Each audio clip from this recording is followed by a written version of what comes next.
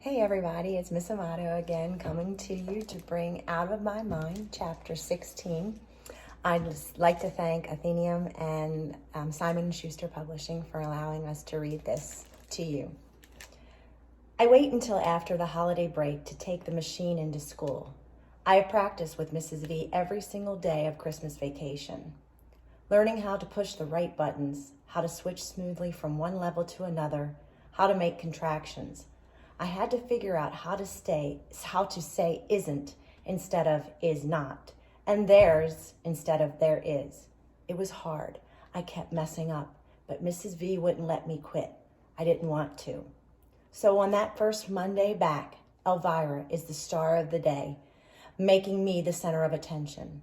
And not because of something embarrassing I did, like throwing up or spilling my food, but for something really cool instead. Unbelievable. Even the teachers seem impressed. "Watch out, world," Miss Shannon announces when she sees me in the hallway. "Melody is ready to rock and roll, y'all." I grin, push a button, and a song from the latest teen musical begins to play. "Girls, you really got it going on. Music and everything." Miss Shannon starts sashaying down the hall in rhythm to my music. I crack up. In room H5, Maria is glued to me all morning. "Cool beans, Melly Belly," she keeps repeating. "Cool beans, can I play?" She wants to touch the glowing lights and shiny buttons, but Miss Shannon steps in and distracts her with a new computer game she's loaded on the classroom machine. When Catherine comes in just before the bell for language arts class, I'm ready for her. She's wearing a green plaid shirt, a blue skirt, and orange knee socks. I planned the first thing I wanted to say to her, so Mrs. V and I programmed it in ahead of time. I push a button and smile. "Let's go shopping." Catherine gasps and laughs so hard she almost can't catch her breath. Then she runs over to me and hugs me. "I'm so happy for you, Melody. You really needed this. And yes, we're going to have to find a day so you can teach me some fashion sense." "We need hurry," I type in. I'm in a great mood. "You're a cold-hearted woman," Catherine declares, still laughing. "But for now, let's get you to your inclusion classes and show off this cool new machine." I shiver with excitement. When I roll into Miss Gordon's room, as usual, nobody looks up except for Rose, who flashes me a smile. And then I turn around and I turn the volume up real loud and I push a button. "Hi, everybody. I have a new computer." Heads turn, voices whisper. "They make computers for the special eddies? It talks? Mine doesn't do that." "You don't need yours to talk. It sounds weird. So do you." What could she possibly have to say anyway? But Connor jumps up, his shaggy blonde hair flopping into his eyes, and says loudly, "That's awesome, Melody." And because he's one of the popular kids, and probably the biggest and tallest kid in 5th grade, I think because he gives his okay, the rest of the students decide to leave it alone. Well, most of them. Claire, who was the first in the class to get her own laptop and who makes sure everybody knows it when she gets a new iPhone or a Wii game, sniffs and says, "That sure is a funny-looking computer. But I guess it's perfect for a kid like you." She and Molly exchange looks. I swear they think I'm blind. Miss Gordon, who looks like she wants to squeeze Claire like an empty toothpaste tube, tells her, "Claire, I don't allow rudeness in my classroom. Now sit down, hush." But even Claire can't dim my good mood. I push another button for a sentence Mrs. V and I prepared ahead of time. Somehow I knew I would need it too. The machine says, "I talk to everybody now, Claire too." I see her scowl, but everyone else laughs. They all want to touch the machine, push a button, try to operate it. But Catherine keeps them away and lets me do all the demonstrating. I go to the green level, the jokes. Knock, knock. "Who's there?" Several people reply together.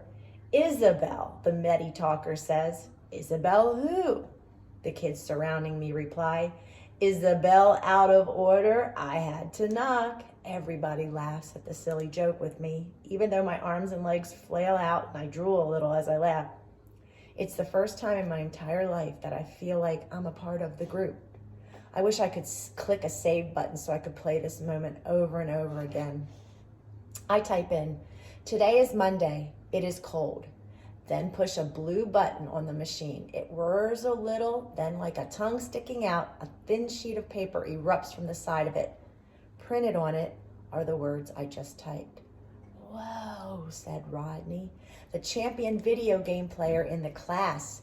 It's got a printer. Look, that's so slick. Miss Gordon nods with encouragement as Catherine passes the printout around so everyone can read. Then Catherine tells the class, Melody's MediTalker is a combination computer, music player, and speech device. It's got HD high-tech guts, and it's designed to rock her world and connect you to it. Take the time to listen to what she has to say. Claire raises her hand. Yes, Claire. A look of warning in Miss Gordon's eyes.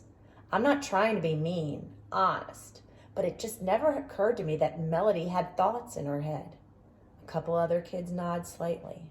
Miss Gordon doesn't raise her voice. Instead, she responds thoughtfully. You've always been able to say whatever comes to your mind, Claire, all of you. But Melody was forced to be silent. She probably has mountains of stuff to say. Yes, yes, yes, I make the machine say.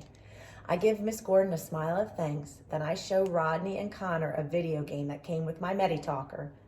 I doubt if I'll ever be fast enough to play Space Soldiers, but it's nice to know it's there. Rodney could probably master it in a hot minute. Miss Gordon checks out the various levels and looks impressed.